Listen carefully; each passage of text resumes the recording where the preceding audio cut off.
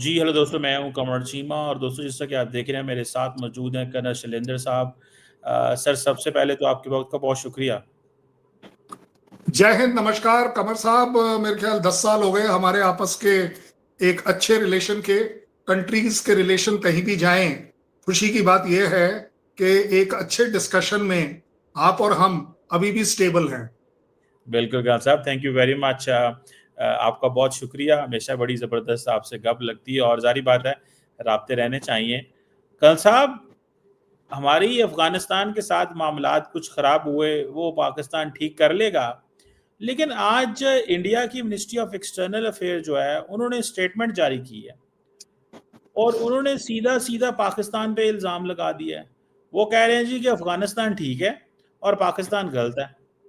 और वो कह रहे हैं कि जनाब पाकिस्तान जो है वो टेररिज्म को स्पॉन्सर करता है और पाकिस्तान एक टेररिस्ट कंट्री है। जबकि कल साहब जो यूएन सिक्योरिटी काउंसिल की एक जून जुलाई में रिपोर्ट आई थी, वो अफ़गानिस्तान को कह चुकी है कि आपके मुल्क में टीटीपी, अल-कायदा, इस्लामिक स्टेट मौजूद है। अभी सितंबर के अंदर इसी साल अभी पिछले महीने यूएन न्यूयॉर्क के अंदर एक क्वाड्रे पार्टी एक जॉइंट स्टेटमेंट जारी हुई जिसमें रशिया, चाइना, पाकिस्तान और ईरान थे। उन्होंने भी अफगानिस्तान को कहा कि भाई आपके मुल्क में अलकायदा है, इस्लामिक स्टेट है, टीटीपी है और बहुत सारी और मजीद ब्रिगेड ग्रुप हैं, तो आप इनके खिलाफ एक्शन लें। दुनिया ये कहती है कि वहां पे दहशतगर्द नेटवर्क्स हैं, इंडिया की एमईए जो है वो कह रही है कि नहीं जनाब पाकिस्तान के अंदर है। तो सवाल ये पैदा होता है कि इंडिया दुनिया से मुख्तलिफ क्यों है? वेरी गुड चीमा साहब। एक बड़ी अच्छी सी आपके और हमारे बीच में बड़े पुरानी चल रही है। We both agree to disagree. हम लोग हमेशा से इस बात पर एग्री करते थे कि अगर हम आपस में डिसएग्री करते हैं तो कोई बड़ी बात नहीं है। We can always disagree. आगे बात एमईए और वो भी जायसवाल साहब के बात स्टेटमेंट की। अगर अगर आप क्योंकि आजकल आप एक अच्छी खासी डिप्लोमेसी, जियोपॉलिटिकल और इन सब चीजों के ऊपर बात करते हैं, तो आपने अब तक ये रियलाइज जरूर कर लिया होगा कि अगर बारीकी से देखा जाए तो उनकी स्टेटमेंट आप अपने तरीके से इंटरप्रेट कर चुके हैं। अब मैं आपको उसका एक नया इंटरप्रिटेशन देता हूं जो इंडिया का हो सकता है। आप बिल्कुल ठीक बोल रहे हैं। मैं कभी ये नहीं बोल पाऊंगा कि अफगानिस्तान में टेररिज्म नहीं था। मैंने तो हम ना इंडिया ने कभी बोला, कभी भी नहीं बोला इंडिया ने। क्यों? क्योंकि आपको भी मालूम है, पहले अगर मेरे टाइम की बात करूं तो पाकिस्तान अफगान के टेररिस्ट को बुलाकर उनको ट्रेन कर कर मोटिवेट कर कर वो हमारे यहाँ भेजता था। मेरे अपने एनकाउंटर्स में कम से कम मेरा अपना एक्सपीरियंस कहता है 2 अफगानी टेररिस्ट जो कि बड़े स्ट्रांग माने जाते थे वगैरह वगैरह। अब आगे बात, यूएन जो कह रहा है, बाकी जो कंट्रीज कह रही हैं अफगानिस्तान में टेररिज्म है, बिल्कुल है।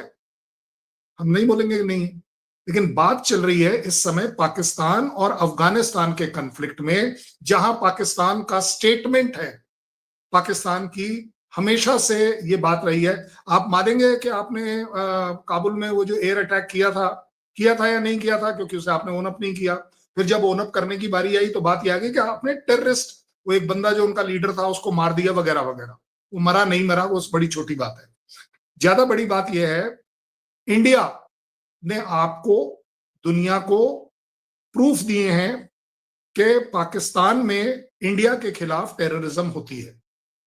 अब आगे बात, जैसा कि अभी रिसेंटली आपके यहां से भी बोला गया है कि प्रॉक्सी जो है वो इंडिया करा रहा है अफगानिस्तान के थ्रू। मैं आज कमर चीमा से पूछता हूं, कमर चीमा मेरा इंटरव्यू ले रहे हैं, लेकिन मैं आज उनसे पूछता हूं कोई एक टेररिस्ट कैंप का नाम बताइए जो इंडिया में है। क्योंकि अगर टेररिस्ट कैंप है हमारे पास, ट्रेन कर रहे हैं हम लोगों को, अफगानियों को, या आपके प्रॉक्सी वॉर के लिए बलूचों को, या किसी को भी, कोई एक जगह का नाम बताइए। कल जबकि साहब जी जी सर, बोले जी सर। बोले बोले। हम तो हमेशा ये कहते हैं कि इंडिया अफगानिस्तान के अंदर इन्वेस्टमेंट कर रहा है, इंडिया तालिबान टीटीपी के ऊपर इन्वेस्टमेंट कर रहा है। इंडिया के जो लोग हैं उनको लो कॉस्ट वॉर लड़नी है, वो महंगी जंग नहीं लड़ सकते, क्योंकि महंगी जंग जो है उसमें तो $1 अरब का S-400 तबाह होता है, उसमें तो फिर पूरे राफेल गिरते हैं मिलियंस ऑफ डॉलर के। वो इंडिया अफोर्ड नहीं कर सकता। तो इंडिया, पाकिस्तान ये कह रहा है कि इंडिया बेसिकली सस्ती जंग लड़ना चाहता है कि किसी को थोड़े से पैसे दो, पाकिस्तान को डिस्टेबलाइज करो। ये पाकिस्तान का सेंट्रल मौकफ है, क्योंकि इंडिया जंग नहीं लड़ सकता।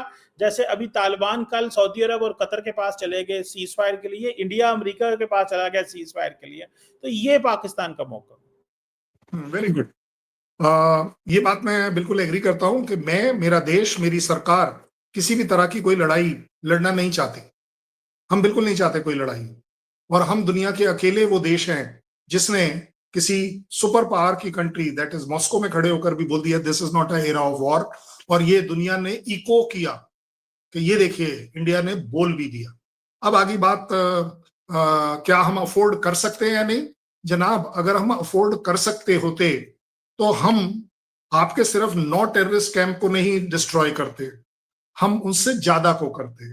हम आपके वो 11, 12, 13 एयर बेसिस को डिस्ट्रॉय नहीं करते, हम उससे ज्यादा करते।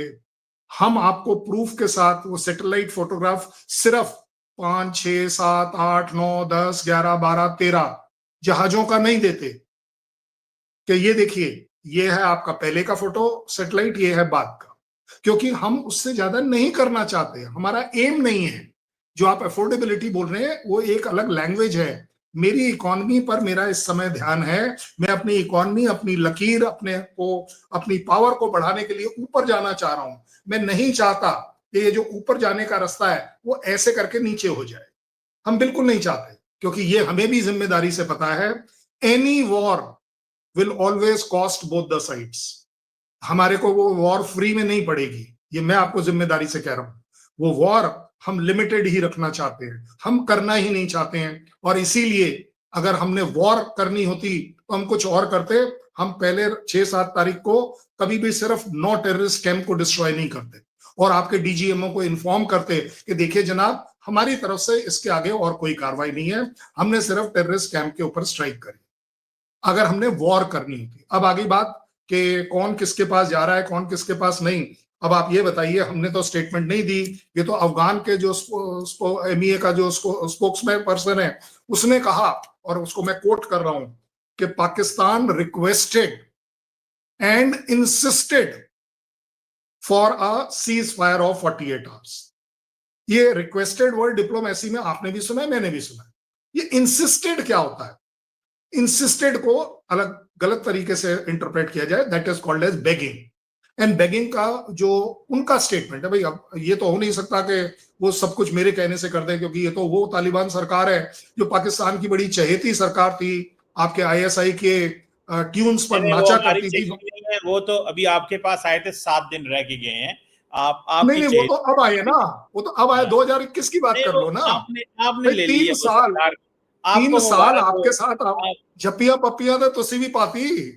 नहीं, 2021 वो पुराने वक्तों की बात है, वो पुराने वक्तों की बात है। और जो आपने कहा ना कि उनके इंसिस्टेड मतलब तरले कर रहा है पाकिस्तान, तो सवाल ये पैदा होता है कर्नल साहब, हमले हम कर रहे हैं, बंदे उनके मार रहे हैं, अटैक वहां पे हो रहे हैं, उनकी तो इतनी हिम्मत नहीं है पाकिस्तान पे हमला कर सके।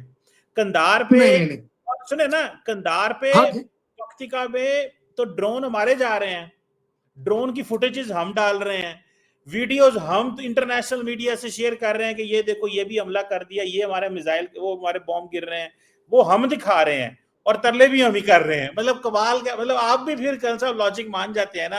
जारी बात है, अभी नए नए अमर मुत्तकी आपके पास होके गए हैं, तो अब अच्छा तो नहीं लगता आप उनको ना करें। अभी तो नया नया आपने पत्ते दाने डालने शुरू किए हैं उनको, तो कल साहब ये ऐसे तो ना करें। वो तो ये उन्होंने you should refer to the statement of Khwaja Sahab. उन्होंने क्या कहा? अफगानिस्तान हमेशा से इंडिया के साथ ही था और रहेगा। तो अब आप बता दीजिए, नए नए वाली जो बात आप बोल रहे हैं, तो आप ही के डिफेंस मिनिस्टर, आप ही के मंत्री लोग इस तरह की बात कर रहे हैं, वो भी ऑफिशियल स्टेटमेंट। अब ये मत बोल दीजिएगा कि मंत्रियों का कोई भरोसा नहीं, कुछ भी बोल सकते हैं, ऐसा मत कहिएगा, उनकी इज्जत रखिएगा। ज्यादा बड़ी बात ये नहीं है। बात इस समय है कि क्या इंडिया अफगानिस्तान को आपके खिलाफ भड़काएगा, ट्रेन करेगा, इक्विप करेगा, पैसा देगा? ज्यादा बड़ी बात ये है, इंडिया की फितरत में ये नहीं है, एक बात। Second, we can't afford, because हमारा जो पैसा है, हम अपनी प्रोग्रेस, हमारा ध्येय 2047 डेवलप्ड नेशन का है। Why will we do all this? आप एक बात बताइए, चलिए ये वाली प्रॉक्सी वॉर आपने बोल दी, चलिए हमने कर दी, बलूचिस्तान भी प्रॉक्सी वॉर चल रहा है, टीटीपी भी प्रॉक्सी वॉर चल रहा है, वो इमरान खान की पार्टी आपके यहाँ कर रही है, वो भी मेरा ही प्रॉक्सी वॉर चल रहा है। यार बड़े पैसे आ गए हमारे पास आपके सब जगह प्रॉक्सी वॉर कराने के लिए। आपके प्रॉब्लम लोग ये खुद ही नहीं है, कहते हैं हम बड़े अमीर हैं आजकल। वो अमित शाह साहब कहते मैं हैं मान हमने रहा हूं ना, कश्मीर, सुने मेरा वो पैसा मैं आपके लोग खुद ही 2000 कहते हैं, आपके लोग खुद ही कहते हैं कि हमने मान कश्मीर रहा ले हूं। लेना है। डिफेंस मिनिस्टर कहते हैं आजाद कश्मीर ले लेना है हमने। वो तो बस अब नहीं देखो ये नहीं, उन्होंने ये नहीं यही। बोला हमने ले लेना है। स्टेटमेंट करेक्ट बोलेंगे, कोर्ट करेक्ट करेंगे। डिफेंस मिनिस्टर ऑफ इंडिया ने बड़े सीधे सीधे बात करी कि पीओ के अपने आप हमारे पास आ जाए, क्योंकि अपने जिस आप, तरीके के, हाँ अपने आप क्यों तो क्यों आपसे क्यों मणिपुर क्योंकि नहीं आ रहा, नक्सल्स नहीं पिछले आ कुछ रहे तो सालों से नहीं, पिछले कुछ सालों से why are they flying Indian flag on the independence day? Why are they doing that? आपके यहाँ हजारों लाखों लोग इस समय सड़कों पर पीओके में क्यों हैं? मैं आपको क्रिटिसाइज नहीं कर रहा, आपको बोल रहा हूं आप एनालाइज कर इवेलुएट कर लीजिए कि क्यों क्यों वो लोग सड़कों पर हैं, क्यों बार बार ये आवाज उठ रही है दरवाजा खोलो। दरवाजा, वो तो इंडिया दरवाजा नहीं खोल रहा, हमारे अपने रीजंस हैं, वो एक अलग बात है। ज्यादा बड़ी बात यह है, ये जो प्रॉक्सी वॉर की बात चल रही है, इंडिया कैन नॉट अफोर्ड। मैं अभी भी कह रहा हूं, India does not want to afford, because हमारा जो लाइन ऑफ डायरेक्शन है देखने का, वो हमने ऊपर को रखा हुआ है। आजकल हम नीचे नहीं देख रहे आपके तरफ। We are not actually bothered about you, more importantly we are bothered कि कहीं आपके डिस्ट्रैक्शन में हम और अपने आप को रोक ना दें। And that is where I very responsibly से दैट सारा टाइम पाकिस्तान, आपकी हुकूमत हुकूमत मीडिया पाकिस्तान पाकिस्तान कर रहा होता है और कह रहा है हम आपकी तरफ देख रहा नहीं चाहते। वो कब, 11 साल हो गए हैं, 11 साल नरेंद्र मोदी साहब की एक पॉलिसी है पाकिस्तान को आइसोलेट करने की। 11 साल आईएमएफ को पाकिस्तान खत को लिखते हम हैं, आइसोलेट क्यों करेंगे? एफएटीएफ को लिखते हैं। दुनिया का कोई मुल्क, क्या वजीर आजम आपके घर आ जाए आप फौरन पाकिस्तान का जिक्र कर देते हैं। मतलब पाकिस्तान ना, नाश्ता हो, लंच हो, रात का खाना हो, ख्वाब हो, आप पाकिस्तान के बगैर तो जीना है ही नहीं है भारत के अंदर। आप कह रहे हैं हमें और बड़े काम है। मेरा ख्याल है आप जो है ना सारी फ्रीक्वेंसी में अजीत डोभाल साहब को माइनस कर चुके हैं, जो बेसिकली इस वक्त सारा प्राइम मिनिस्टर ऑफिस पीएमओ चलाते हैं। मुझे नहीं लगता कि इलेक्टेड गवर्नमेंट जो है, जो इलेक्टेड लोग हैं वो चलाते हैं। एक अनइलेक्टेड बंदा, बल्कि 2 अनइलेक्टेड बंदे, जयशंकर साहब और डोभाल साहब, 2 अनइलेक्टेड बंदे हैं, पूरा इंडिया चला रहे हैं। 140 मिलियन, 1 अरब 40 करोड़ लोग 2 बंदों के पीछे भाग रहे हैं।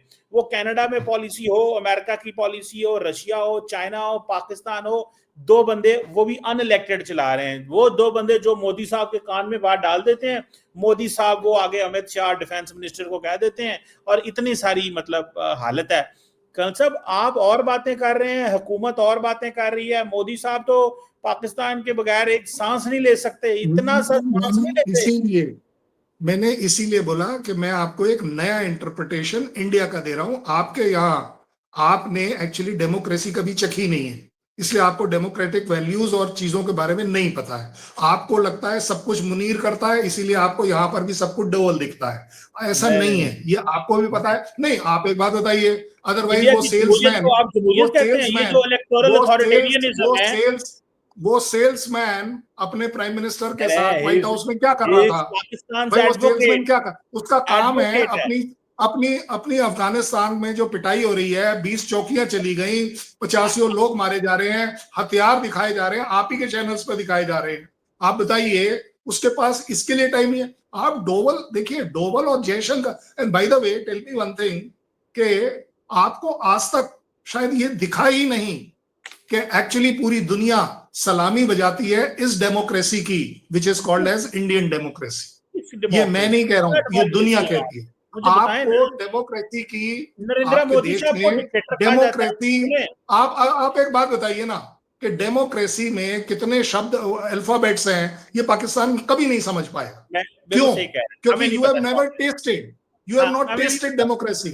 मैं कहता हूँ जी आप आपका बेचारा इमरान खान, डेमोक्रेसी के नाम पर उसने बेचारे ने थोड़ा सा आवाज क्या जोर से उठाई, आपने उसे गायब ही कर रखा है। इसलिए पता नहीं कल उसका साहब, तो देखिए प्रॉब्लम क्या है। अब उसने ये तक कह दिया कि जी I have been manhandled और mishandled in hospital and that hospital also give that certificate कि yes he has not been treated well. मैं वर्ड्स को अच्छी मैं तरह तो से पेश कर सिर्फ रहा हूं, पूछना वो चाहता वर्ड हूँ, कुछ और थे। मैं तो सिर्फ हाँ जी। पूछना ये जी। चाहता हूँ आपसे, यानी कि आप इंडियन डेमोक्रेसी को, इसको डेमोक्रेसी कहते हैं जिसको, जो सारी जो इकोनॉमिस्ट जो है मैगजीन, वो ये कहता है ये इलेक्टोरल अथॉरिटेरियनिज्म है। सारे का सारा मीडिया शाम को वो बोलता है जो नरेंद्र मोदी का बीजेपी सेल उसको देता है। मीडिया बोल के दिखाए कुछ अपनी नई चीज। अदानी साहब पैसे डालते हैं, वो दूसरे जो हैं भाईजान टाटा वाले, वो पैसे डालते हैं, उनको कॉन्ट्रैक्ट मिलते हैं, वो आवाज खरीदते हैं इंडिया के अंदर। सारे मीडिया हाउसेस रात को सारे मोदी मोदी कर रहे होते हैं। आप इसे डेमोक्रेसी कहते हैं?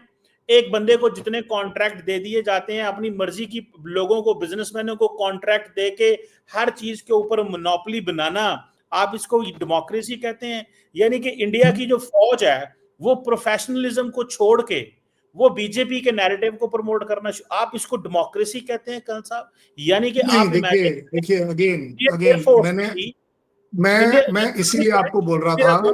मैं एक आखिरी पॉइंट में ये मैं चाहता हूं कि आप इसको हाँ, थोड़ा बोल एक्सप्लेन बोल। करें। मैं कल साहब ये पूछना चाह रहा था कि इंडियन एयर चीफ ने 3 महीने बाद कहा हमने 5 जहाज डेगे हैं, गिराए हैं।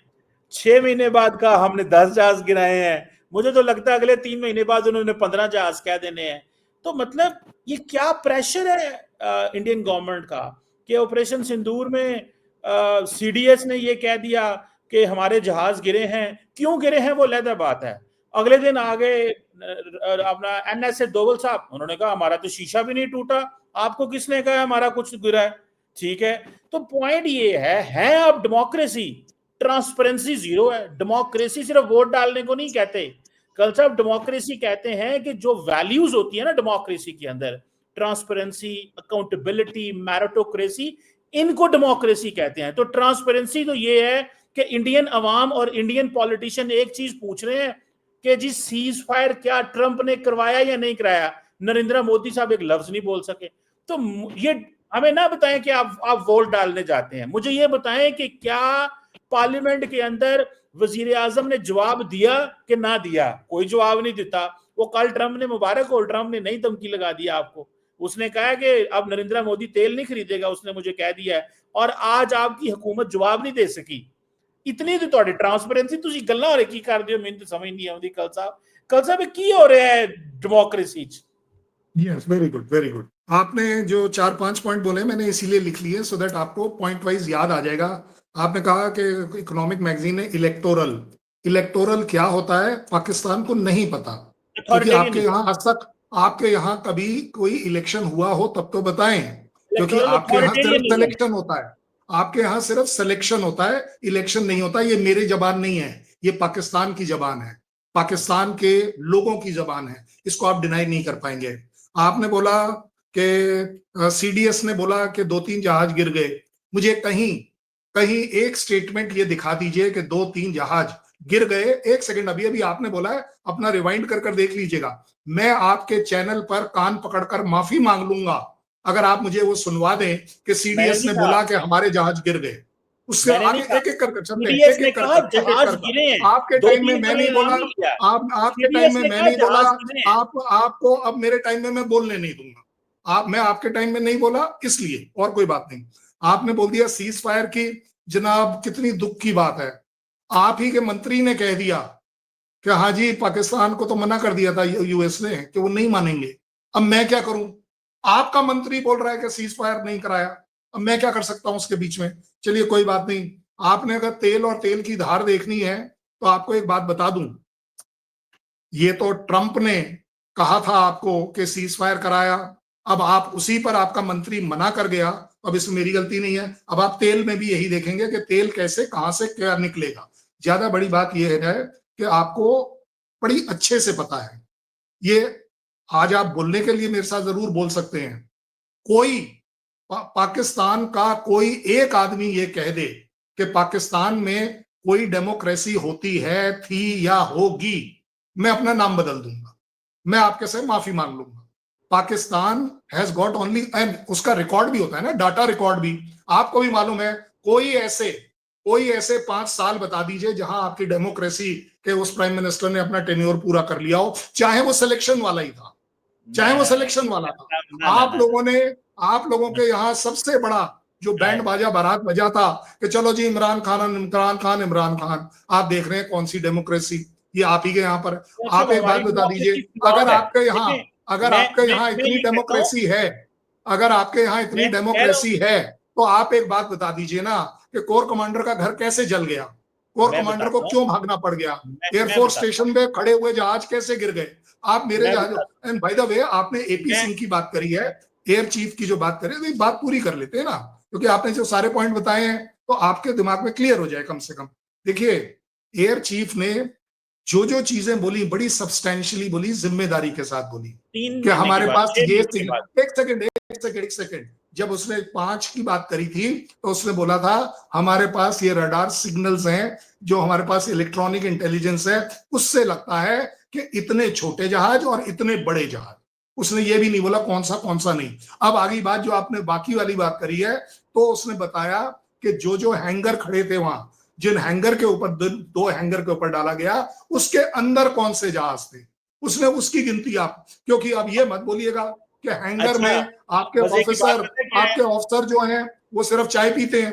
भाई हैंगर बनता किस लिए है? एक हैंगर में 3 से 5 जहाज खड़े होने की जगह होती है। अगर बड़ा जहाज खड़ा हो जाता है तो एक अलग बात है। सो air chief is giving you proof. आप मुझे 6 महीने बाद, कोई 6 महीने बाद, और वो भी भाई 6 महीने बाद दुनिया में 6 किसी महीने भाई हमारे इंडिया में कल साहब 2 बंदे हैं, भाई हमारी मर्जी। सुने बात, एक एपी सिंह साहब और एक कर्नल शैलेंद्र सिंह साहब, 2 बंदे एक ही बात पे यकीन रखते हैं। पूरे इंडिया में तीसरा बंदा मिला दें, बता दें जो इस बात पे यकीन करता हो। किसी बंदे ने, किसी भी सेंसिबल इंडियन स्ट्रेटेजिक एनालिस्ट ने सीरियसली कहां से वर्ड नहीं, चीमा साहब, ये सेंसिबल वर्ड पाकिस्तान में नहीं है।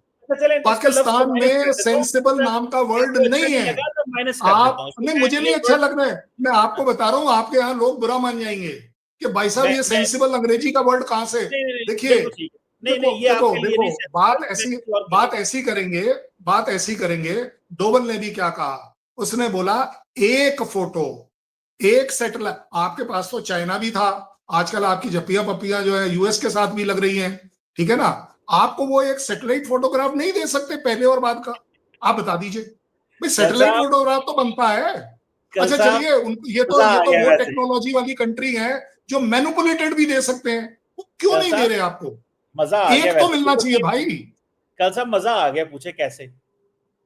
मजा ऐसे आया है, नरेंद्र मोदी साहब 11 साल से एक ही चीज लगे थे, दुनिया में इनको कोई नहीं पूछेगा, दुनिया में कोई इनका नाम नहीं लेगा, हम भारत होगा, ये होगा, वो होगा। वो शर्मुल शेख में डोनाल्ड ट्रंप ने पीछे सारी दुनिया खड़ी की थी, लेकिन माइक सिर्फ शहबाज शरीफ को दिया है कि mister prime minister and field marshal of Pakistan, my favourite field marshal. सुना तब से इंडिया के अंदर जो है ना, वो एक उनको नरेंद्र मोदी साहब को तो फिर उन्होंने छठे मारे पानी देने का, उठो खैर ये कोई गल नहीं, ये फिर होना ही है। तो मतलब अब तो कल सब मजा आ रहा है, चीन भी नाल है, रशिया भी नाल है, सऊदीया भी नाल है, अमरीका भी नाल है, तो गल्लां की हो रही सन, और पाकिस्तान को हमने अकेला छोड़ देना, ओ पाकिस्तान, ये तो हमारा मुकाबला ही नहीं कर सकते, ये तो नेपाल के बांग्लादेश है। पाकिस्तान का सबसे बड़ा जो डिनायल मोड का जो प्रॉब्लम है ना, वो आपको एक्चुअली खाए जा रहा है, और आप देखेंगे कि आपको इसीलिए डैमेजेस और ज्यादा हो रहे हैं। एक सीरियस थिंकिंग करिए। हालांकि दोनों आइटम आपके यहाँ पर थोड़े कम मिलते हैं, रेयर मिलते हैं, बट जहां से भी मिलते हैं वहां से इंपोर्ट करिए। ये मेरे स्टेटमेंट नहीं है, ये आप ही लोगों के स्टेटमेंट्स हैं कि जब ट्रंप ने गोदी से उतारकर पिछले टर्म में आपको फेंक दिया था, तब आप बड़े कष्ट में थे। जब आप FATF में थे तब बड़े कष्ट में थे। आज की तारीख में आप जो मर्जी आए बोलना शुरू कर लें। और बाय द वे, $200 की ट्रेड है ना, उसने $200 की ट्रेड है ना, इंडिया और अमेरिका की $200 की ट्रेड है, ठीक है। लेकिन नरेंद्र मोदी साहब जो है ना, ट्रंप को ये नहीं कह सकते कि तुमने सीज फायर नहीं कराया। एक दफा मुंह से बोल दे, एक दफा जान निकल जाए, जान। इसका जवाब ले लो, आप इसका जवाब ले लो। एक्चुअली ना, एक्चुअली इंडिया आपने जहाज गिराए, इंडिया आपने सब कुछ किया। मैं कहता हूं इंडिया के पास दो ही चीजें हैं, इंडिया के पास दो ही चीजें हैं। हमारे यहाँ आपकी तरह नहीं होता कि कोई मंत्री कुछ भी बोल जाए, कुछ भी कह जाए, बाद में आप डिनाई कर देंगे। ये आपके वाले अपॉइंटेड और सेलेक्टेड बंदे नहीं है। सबसे बड़ी बात यह है, हमारे ऑफिशियल स्पोक्समैन जो बोलता है वो जिम्मेदारी से बोलता है, उसकी अकाउंटेबिलिटी आती है। अगर आपकी बात आ रही है कि नरेंद्र मोदी ने क्या बोला या नहीं बोला, एक बात बता दूं, एक बड़ी पुरानी कहावत है, जब हाथी चलता है ना तो कुत्ते भौंकते हैं, भौंकने से कोई फर्क नहीं पड़ता। मतलब कुत्तों का मतलब है, आप ये राहुल गांधी को कह रहे ये जो आपको इस समय आपको जो इस समय एक मलेरिया जो होता है ना, आपको मलेरिया जो होता है ना, एक मलेरिया आपके यहाँ हमारे यहाँ सेम ही होता था, आपके यहाँ एक नई बीमारी आ गई है, उसको बोलते हैं ट्रम्पेरिया। आप सब लोगों को ट्रम्पेरिया हो गया है। सुनिएगा, राहुल गांधी ने आज पता है क्या कहा? राहुल गांधी ने, उसने कहा मोदी जो है ना ये खौफजदा है ट्रंप से। 5 बातें उसने की। उसने कहा ट्रंप जो है, उसने फैसला करना है कि इंडिया जो है वो तेल नहीं लेगा रशिया से। Allows Trump to decide to announce that India will not. ये फैसला ट्रंप ने किया है। ये खौफजदा है मोदी साहब, ये मैं नहीं कह रहा, राहुल गांधी साहब। दूसरा, उन्होंने कहा मोदी साहब को पूछ भी नहीं रहा है, मुबारकों के मैसेज ट्रंप को दे रहे हैं, मिडिल ईस्ट में तुमने ये कर दिया, वाह ट्रंप साहब वाह, पूछ भी नहीं रहा। अंदर से आप भी हंस रहे, तुम बड़े होशियार हो कल साहब। तीसरी बात, फाइनेंस मिनिस्टर का दौरा होना था अमेरिका, डरते गए नहीं, पता नहीं की हो जाए। शर्मुल शेख में फारग हो गए, उनको बुलाया गया, गए नहीं, डरते नहीं गए, पता नहीं मेरे साथ वहां क्या करे। 5वीं चीज, उसने कहा कि जो ऑपरेशन सिंदूर के ऊपर ट्रंप का व्यू है उसको कंट्रडिक्ट ही नहीं नरेंद्र मोदी साहब कर सकते। हम नहीं करते भाई, पाकिस्तान रोज कहता है। इसी को चीमा साहब, इसी को डेमोक्रेसी कहते हैं। मेरे कंट्री में सवाल जवाब उठाने की हिम्मत है लोगों में, इजाजत है, छूट है। आप नहीं समझेंगे ये सारी बातें, क्योंकि आपके यहाँ जो पत्रकार भी है, जो बेचारे यूट्यूब चैनल चला रहे हैं, हर तीसरे दिन वो हमारे साथ जब प्रोग्राम करते हैं वो यही बताते हैं, आपके टीवी पर बैठे हुए लोग बताते हैं। हम नहीं बोल रहे कि जनाब यहाँ पर हमेशा से हमारे पास एक ही तकलीफ थी कि हमारे यहाँ डेमोक्रेसी ना कभी थी, ना है, ना होगी। क्यों? क्योंकि सिर्फ आपको आदत पड़ गई है कि आप सिर्फ और एक सिर्फ आर्मी के अंडर काम कर सकते हैं। जहां तक बात आ रही है राहुल गांधी की, राहुल गांधी हमारा अपना बंदा है, हमारे अपने देश का बंदा है, वो अपनी वैल्यूएशन देना अलाउड है, उसमें क्या बड़ी बात है, उसका अपना इंटरप्रिटेशन है। मैं तो कभी ये भी नहीं कह पाऊंगा कि आपका इंटरप्रिटेशन गलत है। मैं आपके लिए आपका ठीक है।